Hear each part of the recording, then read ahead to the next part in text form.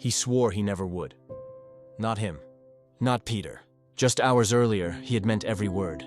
"I will follow you anywhere," he said. "I would die for you." And he believed it. But belief is easy when danger feels far away. That night, Jesus was arrested, dragged through the streets, accused, mocked, bound. And Peter followed, not closely, not boldly, from a distance. He stood near a fire, warming his hands, trying to blend in, trying not to be noticed.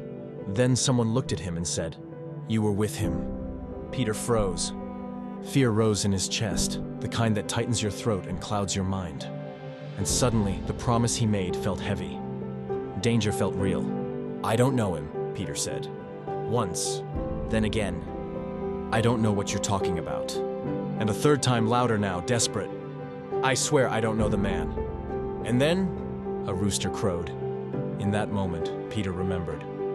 The warning. The prophecy. The look Jesus gave him across the courtyard. Not anger, not disappointment, just knowing.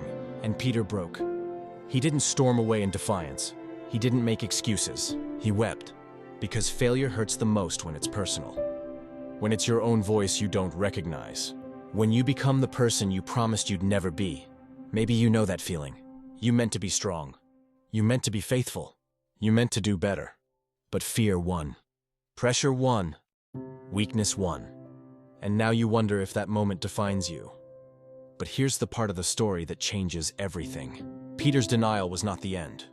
After the resurrection, after the silence, the shame, the regret, Jesus met Peter again, not to shame him, not to remind him of his failure, but to restore him. 3 times Jesus asked, "Do you love me?" Not to reopen the wound, but to heal it. Because grace doesn't erase failure, it redeems it. Peter would go on to speak boldly, to lead, to stand firm where he once fell. The same man who denied Jesus became a man who would later give his life for him. So if you've failed, if you've denied what you believed in, if fear has made you feel unworthy, hear this clearly. Failure isn't the end of your story. It might be the place where grace begins.